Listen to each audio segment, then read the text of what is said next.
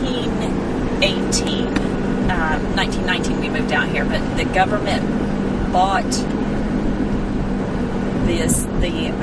this land from Arthur Bussey, and I'm going to show you his home, Riverside, which is kind of the nucleus of Fort Benning. Arthur Bussey built it in 1909 for his family. It was a summer home for his family. They actually spent some winters here, and there's fireplaces, so we don't know why he called it a summer home when he built it. It was a working plantation, and he was very forward-thinking. He actually had a dairy on site and pumped his water up from what is now Rust Pond. Okay. Very innovative for his time. And 10 years later, he sold it to the Army for Fort Benning, Camp Benning at the time. It became Fort Benning.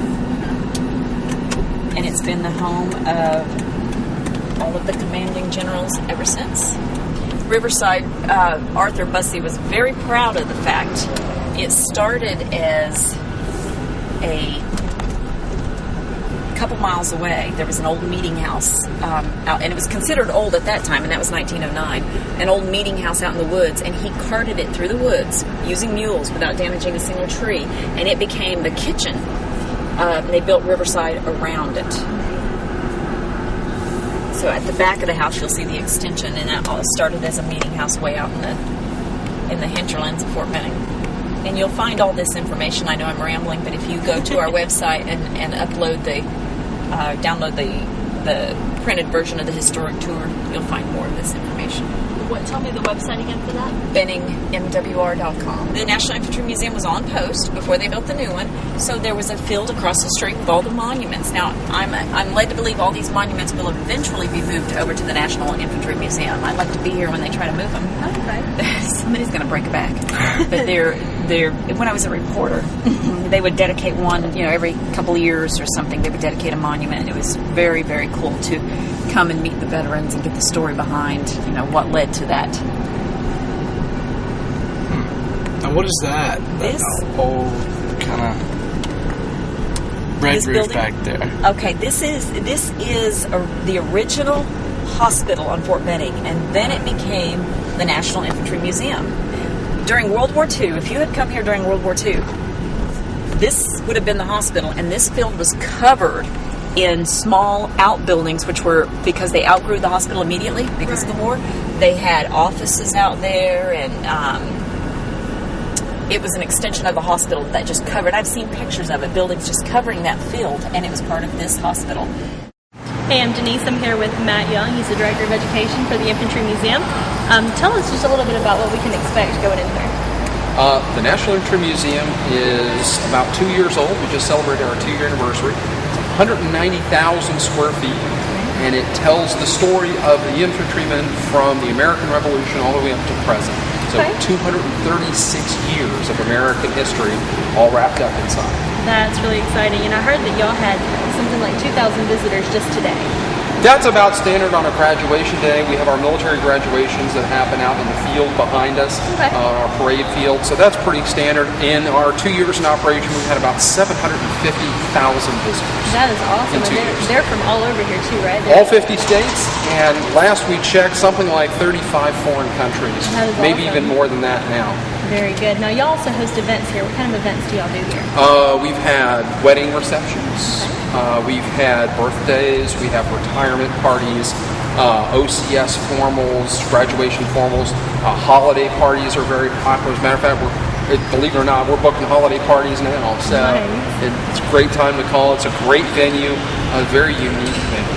Very good. Well, we're really excited about going in. I hope you enjoy the tour.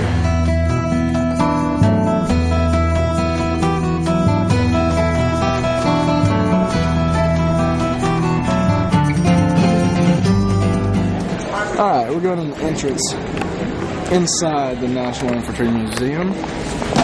What we're about to see is a diorama of some of the wars that we've been involved in as the U.S. So you'll see here in just a little bit actual statues and of some of the soldiers, helicopters, airplanes, and things like that. Now when you come through, it's very solemn and it's very quiet, so we're going to try and just let you see what we're seeing.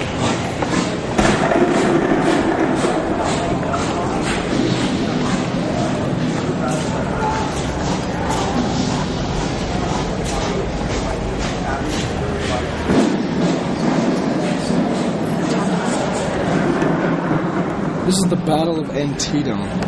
It's one of my favorite battles to read about in my classes, in my history classes. One of the most interesting of the Civil War. And this is just a taste of what that was like.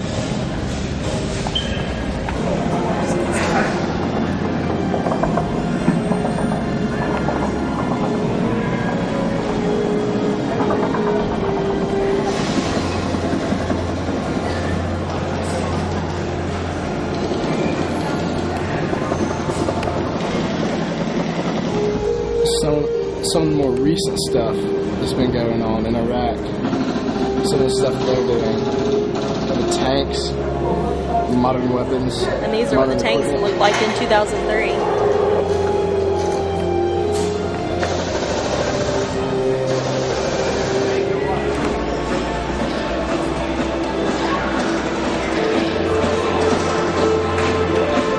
We've just come out of the diorama where it shows some of the wars that we've fought over the years as Americans.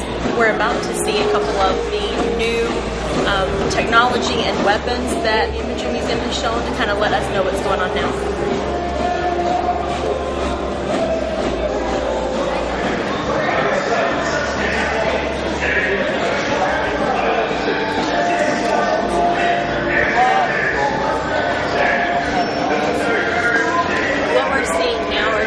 Pictures that kind of show what men have to go through to be a marksman or to get into the military.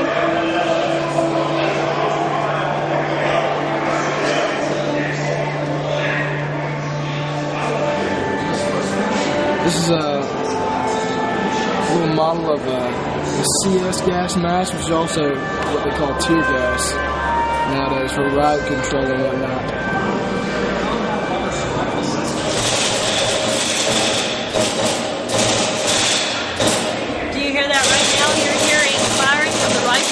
That's over this way. At the Infantry Museum, you can shoot simulated guns at targets and just kind of experience what some of the weapons are like that our soldiers use. The Infantry Museum has a lot of galleries that shows a lot of different wars and some of the places that we've fought, so people can really get a feel for what our soldiers went through. This one is the international stage from 1898 to 1920.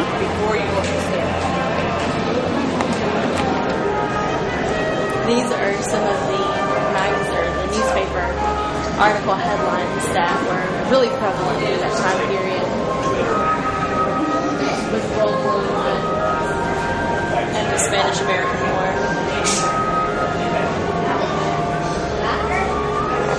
In the war, the decision was taken no such undertaking had been received. And that consequent most response to his country is at war with Germany.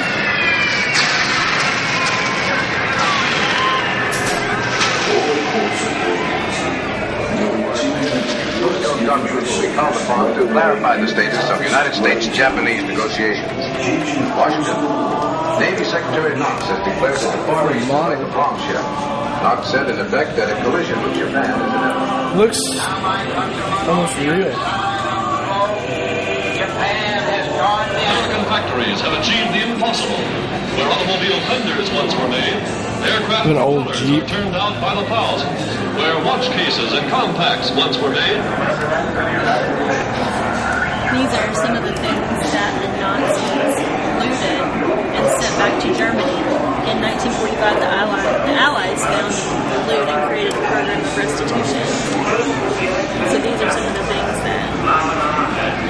that were taken.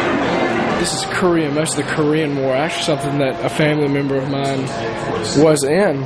Pretty interesting stuff. He was actually in the city of Incheon. And we've got this guy right here who's writing a letter back home.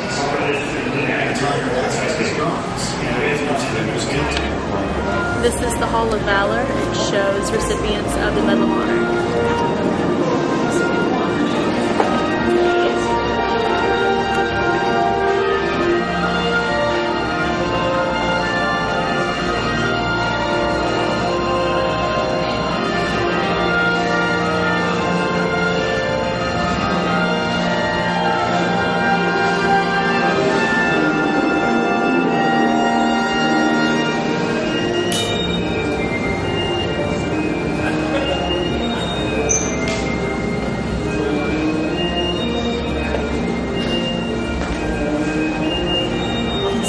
walls are lined with pictures.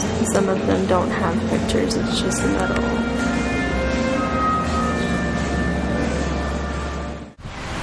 Hey you guys, we just finished touring the Infantry Museum and Fort Benning. What'd you think? I had a great time. Enjoyed it. Saw a lot of things that I wouldn't have expected to be here in Fort Benning. I didn't realize it was so big. Just some unique things, especially about the Infantry Museum here. The Infantry Museum is really awesome. I hope you guys enjoyed the tour. You guys, 4th of July is coming up really soon. This is a good way to come and learn about how we got our freedom in our country. Hope you enjoyed it. Happy 4th of July.